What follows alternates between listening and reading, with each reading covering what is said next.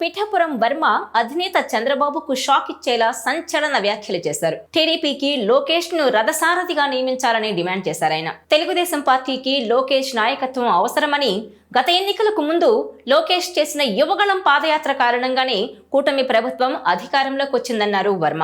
లోకేష్ నాయకత్వంలో పార్టీ మరిన్ని విజయాలను అందుకుంటుందని ఆకాంక్షించారు. టీడీపీకి భవిష్యత్ తరం నాయకులు ఉండాలన్న వర్మ 2047 ప్రణాళిక కూడా అవసరమని అభిప్రాయపడ్డారు. కాకినాడ జిల్లా టీడీపీ కార్యాలయంలో జరిగిన ప్రజా దర్బార్లో పార్టీ రథసారథిగా లోకేష్ ను నియమించేలా చంద్రబాబు నిర్ణయం తీసుకోవాలని, అందుకు కార్యకర్తలు చెయ్యి పైకెత్తి మద్దతు తెలపాలని కోరారు. అయితే టీడీపీ అధినేత సీఎం చంద్రబాబుకు ఎప్పుడేం చేయాలో తెలియంది కాదు. ఆయన పార్టీ పరంగా గానీ, ప్రభుత్వ పరంగా గానీ నిర్ణయాలను ఎంతో ఆలోచించి తీసుకుంటారు.